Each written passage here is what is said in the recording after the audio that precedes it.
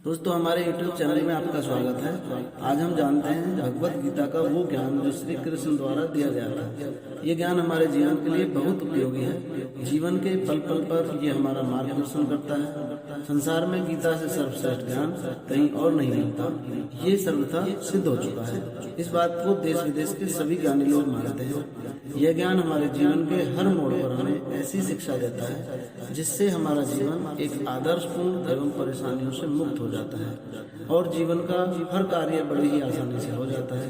ये गीता ज्ञान हमें सच्चे मायने में जीने की सही सीख देता है और जीने का सही मार्ग प्रशस्त करता है। आइए सुनते हैं गीता का ज्ञान विस्तार से। इच्छा, आशा, अपेक्षा, आकांक्षा, यही सब मानव समाज के चालक होते नहीं। यदि कोई आपसे पूछे कि आप कौन, तो आपका उत्तर क्या होगा? विचार कीजिए।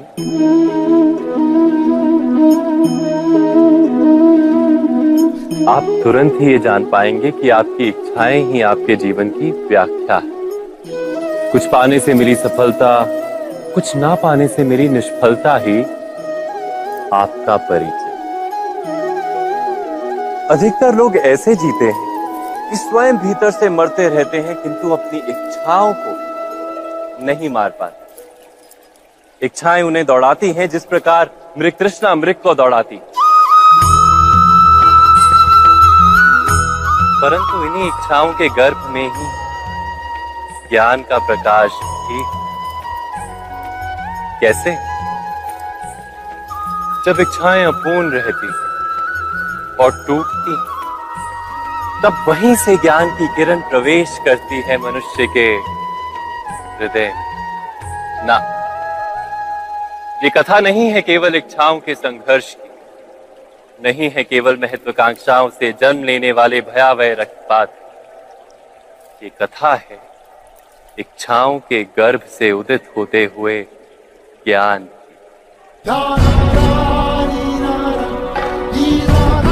मैं वासुदेव कृष्ण आप सभी को निमंत्रण देता हूं इस यात्रा पे चलने का, जो जीवन का मर्म सिखाएगी, मनुष्य का धर्म सिखाएगी, कीचड़ से उठकर कमल बनने का कर्म सिखाएगी। और इस यात्रा का नाम है महाभारत।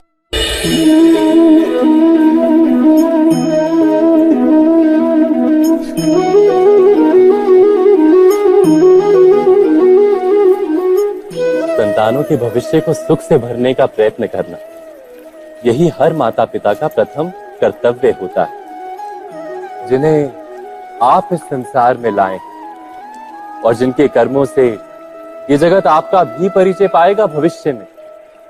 उनके भविष्य के सुख की योजना करने से अधिक महत्व और हो भी क्या सकता है। किंतु सुख और सुरक्षा, क्या ये मनुष्य के कर्म? जो माता पिता अपने संतानों के भविष्य की चिंता करते हैं, उनकी संतानों को कोई लाभ नहीं होता। किंतु जो माता पिता अपने संतानों के भविष्य की नहीं, उनके चरित्र का निर्माण करते हैं, उन संतानों की प्रशस्ति समस्त संसार करता है।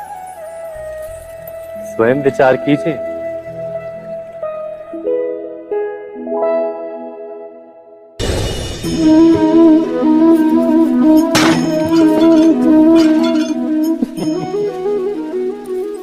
कभी कभी कोई घटना मनुष्य के जीवन की सारी योजनाओं को तोड़ देती और मनुष्य उस आघात को अपने जीवन का केंद्र मान लेता। पर क्या भविष्य मनुष्य की योजनाओं के आधार पर निर्मित होते हैं? नहीं। जिस प्रकार किसी ऊंचे पर्वत पर सर्वप्रथम चढ़ने वाला उस पर्वत की तलाई में बैठकर जो योजना बनाता है, क्या वही योजना उसे उस पर्वत की चोटी तक पार कीजिए।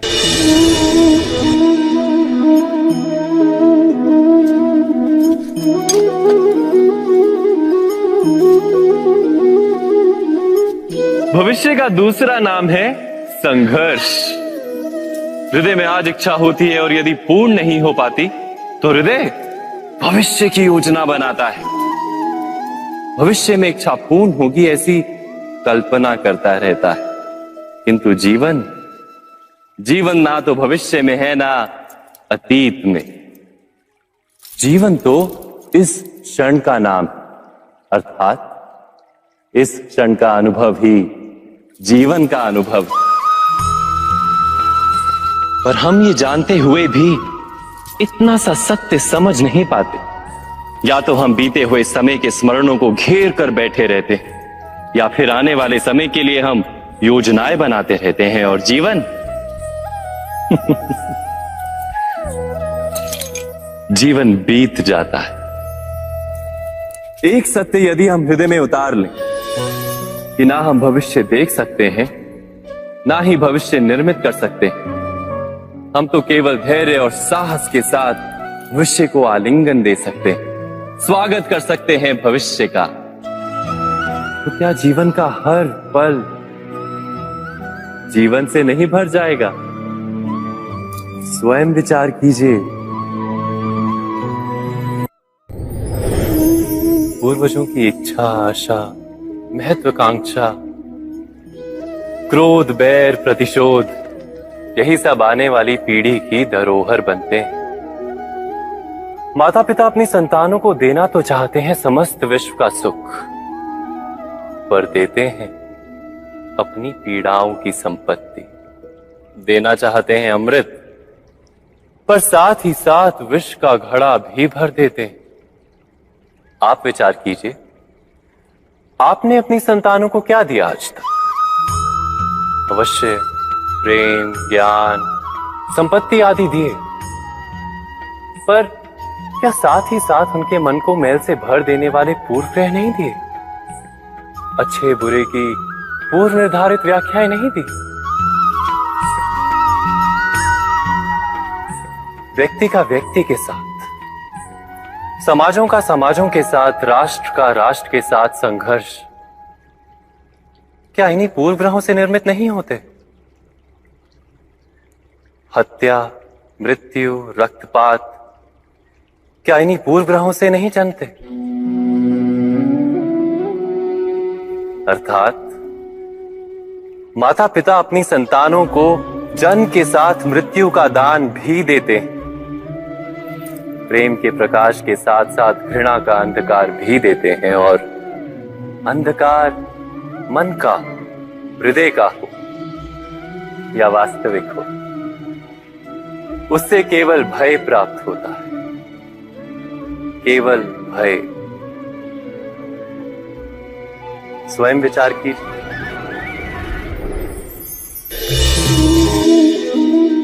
मनुष्य के हृदय में भय का साम्राज्य रहता है सदा। कभी संपत्ति के नाश का भय, कभी अपमान का भय, कभी अपनों से छूट जाने का भय। इसीलिए भय का होना सबको स्वाभाविक ही लगता है। क्या कभी विचार किया है, जो स्थिति अथवा वस्तु भय को जन्म देती है, क्या वहीं से वास्तव में दुख आता है? नहीं, ऐसा तो कोई नियम नहीं। और सबका अनुभव तो ये बताता है कि भय धारण करने से भविष्य के दुख का निवारण नहीं होता। भय केवल आने वाले दुख की कल्पना मात्र ही है, वास्तविकता से इसका कोई संबंध नहीं है।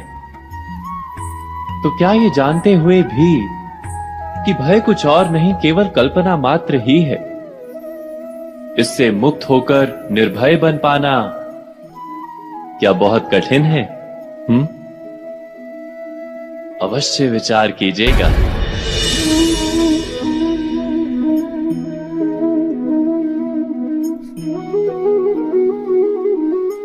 जगत में प्रत्येक व्यक्ति को किसी ना किसी प्रकार की निर्बलता अवश्य होती।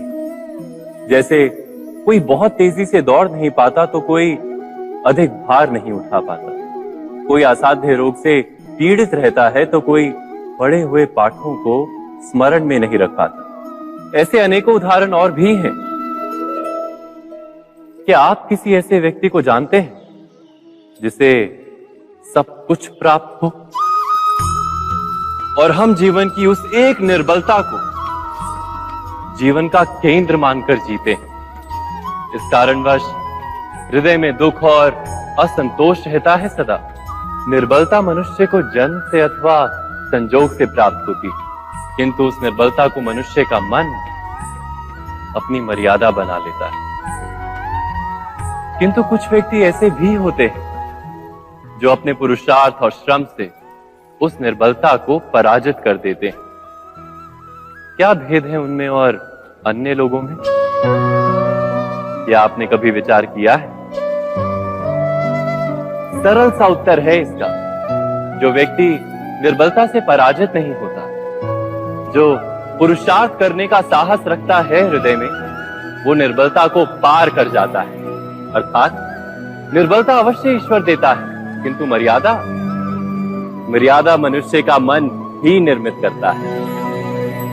स्वयं विचार कीजिए।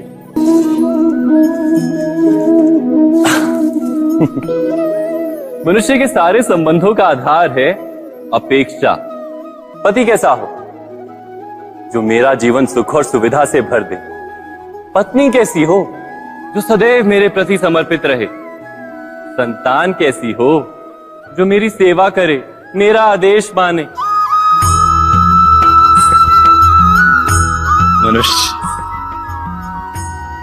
मनुष्य उसी को प्रेम भी कर पाता है जो उसकी अपेक्षा पूर्ण करता है, और अपेक्षा की तो नियति है भंग होना। कैसे?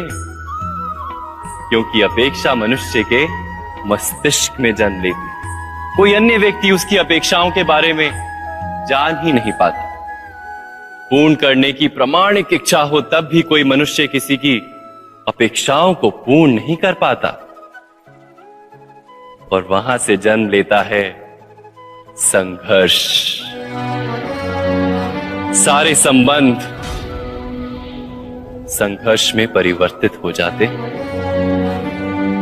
पर मनुष्य अपेक्षा को संबंध का आधार ना बनाए और स्वीकार करे केवल संबंध का आधार, तो क्या ये जीवन स्वयमेव सुख और शांति से नहीं भर जाएगा? स्वयं विचार कीजिएगा।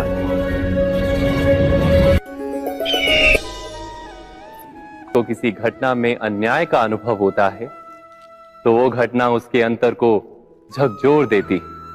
समस्त जगत उसे अपना शत्रु प्रतीत होता है। अन्याय लगने वाली घटना जितनी बड़ी होती है, मनुष्य का हृदय भी उतना ही अधिक विरोध करता है।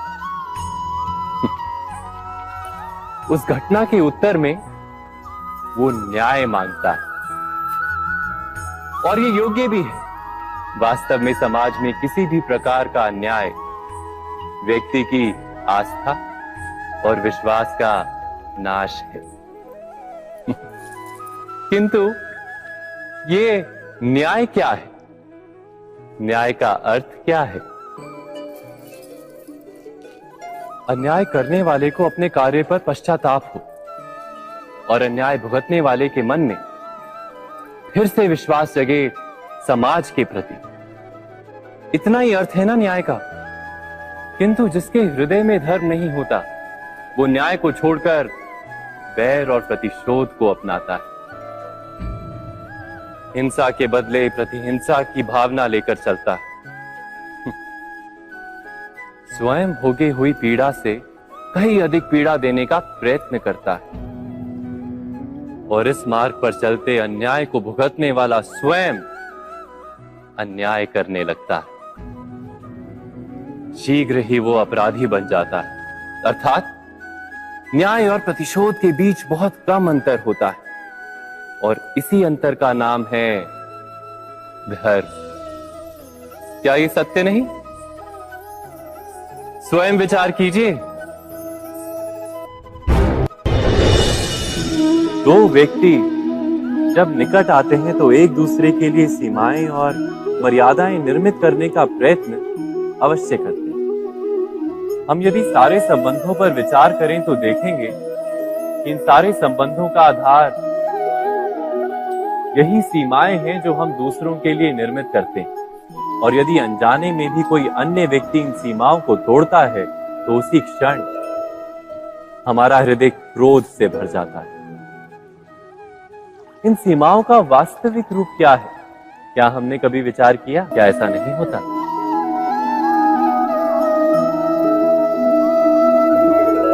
पर यदि एक दूसरे की स्वतंत्रता का सम्मान किया जाए तो किसी मर्यादाओं या सीमाओं की आवश्यकता ही नहीं होती। अर्थात जिस प्रकार स्वीकार किसी संबंध का देह है, क्या वैसे ही स्वतंत्रता किसी संबंध की आत्मा नहीं? स्वयं विचार की। हम भूल ही जाते। कौन से प्रश्न? प्रथम प्रश्न, क्या समय के साथ प्रत्येक मार्ग बदल नहीं जाते?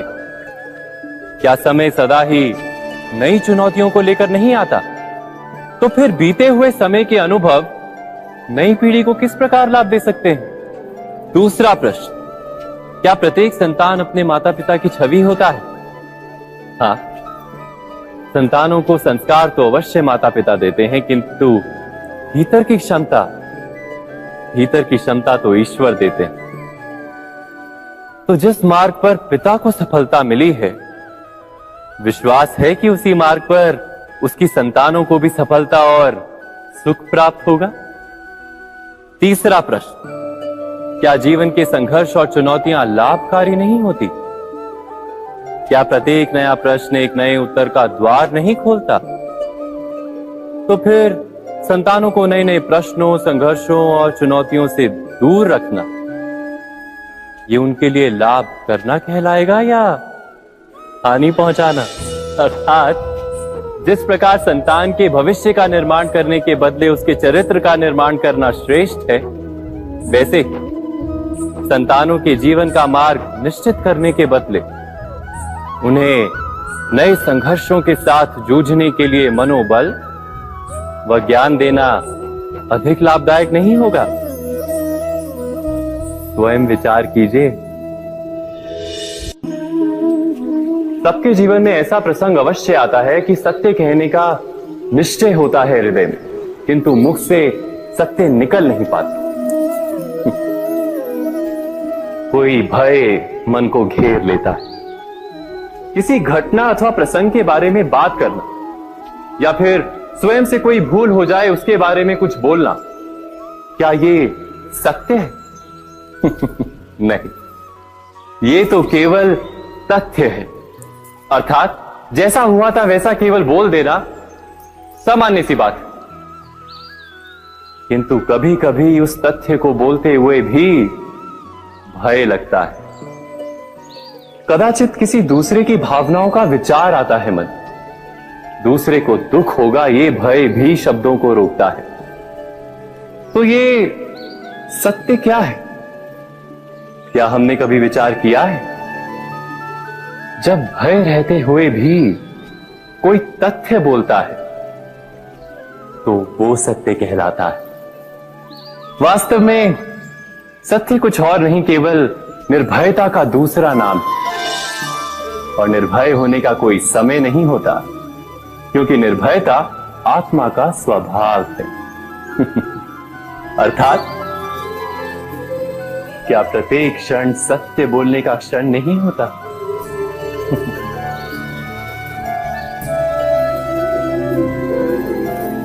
स्वयं विचार कीजिए। जब भी किसी की आशा और इच्छा भंग होती है तो उसका हृदय क्रोध से भर जाता है। जिस व्यक्ति को वो अपना अपराधी समझता है उसे दंड देने का प्रयत्न करता है।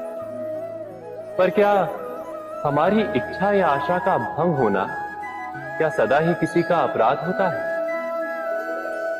इच्छाओं के अपूर्ण रहने की तो कई कारण हो सकते हैं। कुछ तो संजोग के कारण अधूरी रह जाती हैं और कुछ नियति के कारण। और कभी कभी इच्छाओं का स्वरूप ही ऐसा होता है कि वो पूर्ण नहीं हो पाती। बिना परिस्थिति पर विचार किए किसी को अपराधी मान लेना न्याय नहीं, प्रतिशोध है। न्याय का आधार तो दया है, करुणा है। और प्रतिशोध का आधार क्रोध, अहंकार। अर्थात हृदय में करुणा धारण किए बिना किसी के अपराध के विषय में विचार करना, किसी को दंड देना क्या अपने आप में ही अन्याय नहीं? स्वयं विचार कीजिए।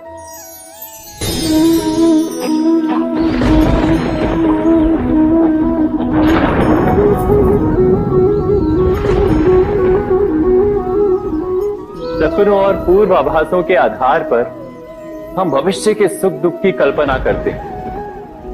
भविष्य के दुख का कारण दूर करने के लिए हम आज योजना बनाते हैं, किंतु कल के संकट को आज निर्मूल करने से हमें लाभ मिलता है या हानि पहुंचती है? ये प्रश्न हम कभी नहीं करते। सत्य तो यह है कि संकट और उसका निवारण साथ जन से, व्यक्ति के लिए भी और सृष्टि के लिए भी। नहीं, आप अपने भूतकाल का स्मरण कीजिए, इतिहास को देखिए। आप तुरंत ही ये जान पाएंगे कि जब जब संकट आता है तब तब उसका निवारण करने वाली शक्ति भी जन्म लेती है। यही तो जगत का चलन है। वस्तुतः संकट ही शक्ति के जन्म का कारण है। प्रत्येक व्यक्ति जब संकट से निकलता है तो एक पद आगे बढ़ा होता है, अधिक चमकता है, आत्मविश्वास से अधिक भरा होता है, न केवल अपने लिए अपितु विश्व के लिए भी। क्या ये सत्य नहीं? वास्तव में संकट का जन्म है एक अवसर का जन्म, अपने आप को बदलने का अवसर, अपने विचारों को ऊंचाई पर करने का अवसर, अपनी आत्मा को बलवान और ज्ञान मंडित बनाने का अवसर। जो ये कर पाता है उसे कोई संकट नहीं होता, किंतु जो ये नहीं कर पाता वो तो स्वयं एक संकट है विश्व के लिए। विचार कीजिए।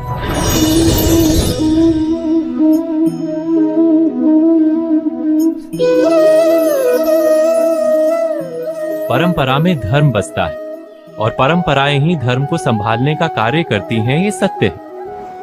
पर क्या केवल परंपरा ही धर्म है? विचार कीजिए। सत्य तो यह है कि जिस प्रकार पाषाण में शिल्प होता है, उसी प्रकार परंपरा में धर्म होता है। इस पत्थर में शिल्प है, ये पत्थर शिल्प नहीं। शिल्प को उजागर करने के लिए उसे तोड़ना पड़ता है, अनावश्यक भागों को दूर करना पड़ता है। ठीक उसी प्रकार परंपराओं में धर्म ढूंढना पड़ता है। जिस प्रकार इंद्र पूजा की परंपरा को तोड़कर गोवर्धन पूजा का धर्म ना ढूंढा जाता, तो यादवों को उनकी मुक्ति का मार्ग नहीं मिल पाता। अर्थात परंपरा को पूर्णता छोड़ देने वाला धर्म से वंचित रह जाता है और परंपरा का अंध अनुकरण करने वाला भी धर्म को प्राप्त नहीं कर पाता। कहते हैं हंस के पास नीर क्षीर विवेक होता है, दूध में मिले पानी को छोड़कर केवल दूध ही ग्रहण करता है। तो क्या सच्चा धर्म प्राप्त करने के लिए हृदय में ज्ञान से जन्मा विवेक आवश्यक है? और ऐसे विवेक के बिना जिसे धर्म मान भी लिया जाए, जो वास्तव में धर्म ना भी हो, ऐसा भी तो हो सकता है। स्वयं विचार कीजिएगा।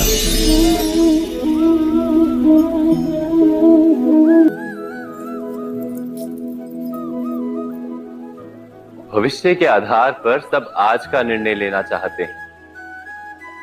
भविष्य में सुख मिले, भविष्य सुरक्षित हो, ऐसे निर्णय आज लेने का प्रयत्न रहता है सबका। आप अपने जीवन को देखिए, क्या आपके अधिकतर निर्णय के पीछे भविष्य का विचार नहीं होता? और हो भी क्यों ना, अपने जीवन को सरल और सुखमय बनाने का प्रयत्न करने का अधिकार सबका है।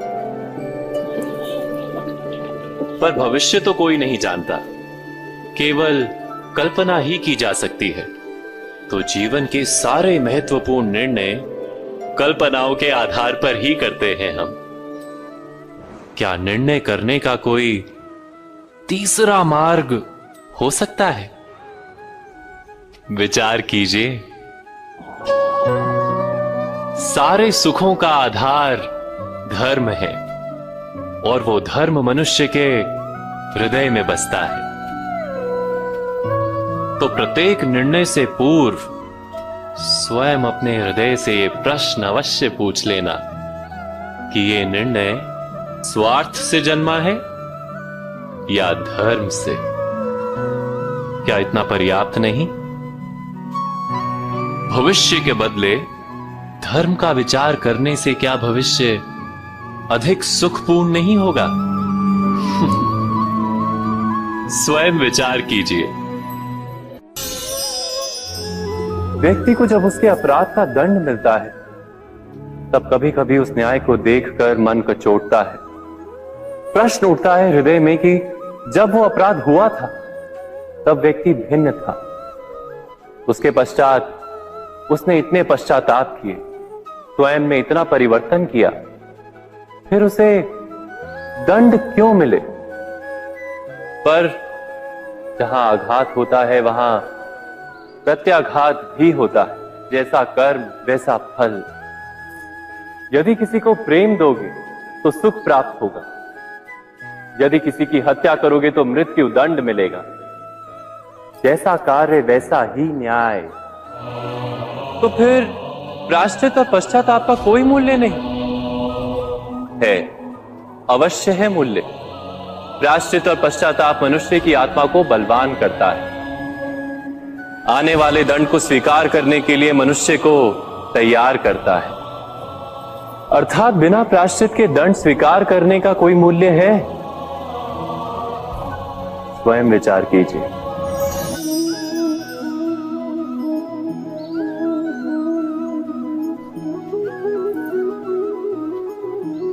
जब अपने किसी अच्छे कार्य के उत्तर में दुख प्राप्त होता है अथवा किसी को उसके दुष्ट कार्य में सुख मिलता है, तो मन अवश्य ये विचार करता है कि अच्छा कार्य करने का, धर्म के मार्ग पर चलने का तात्पर्य क्या है।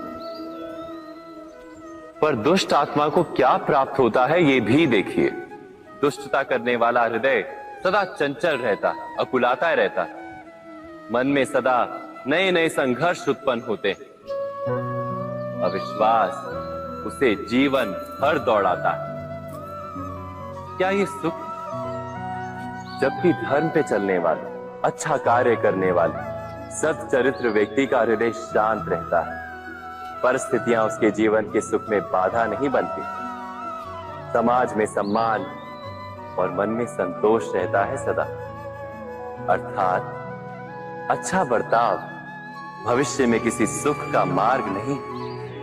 अच्छा बर्ताव स्वयं सुख, अथवा बुरा बर्ताव भविष्य में किसी दुख का मार्ग नहीं।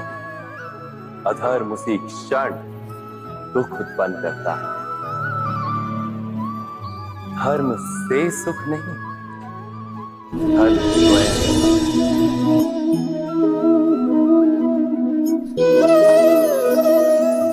सत्ता की लालसा सबके हृदय को घेरे रहती है।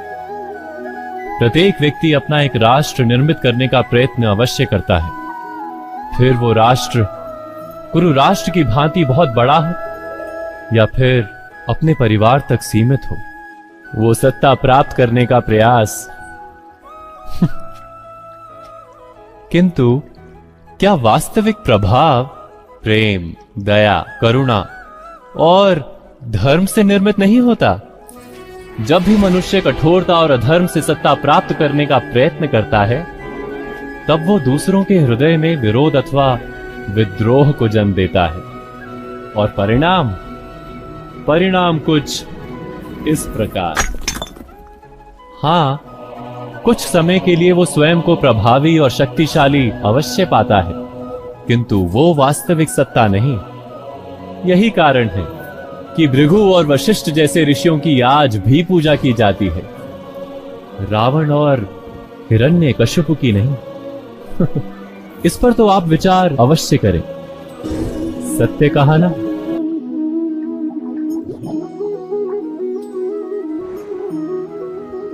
इस संसार में आने वाला प्रत्येक बालक संपूर्णतः संस्कार रहित होता है।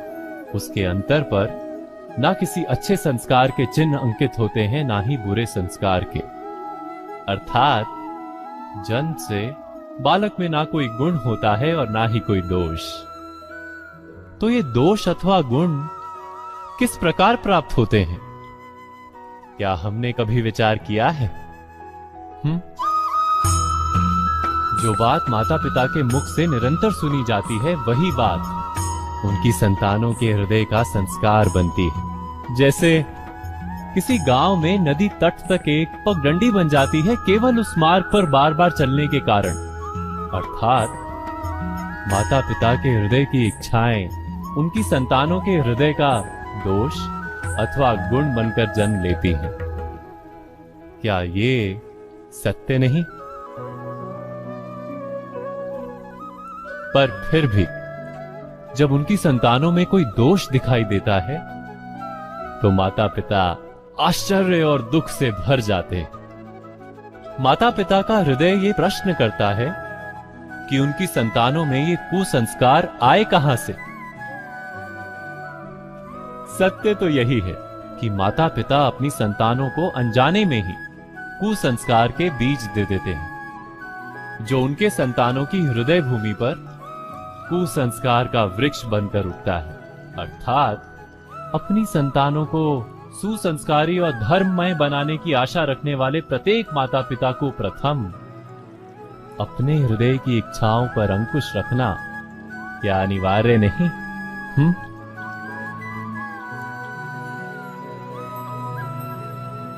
प्रत्येक माता पिता इस पर विचार अवश्य कीजिएगा।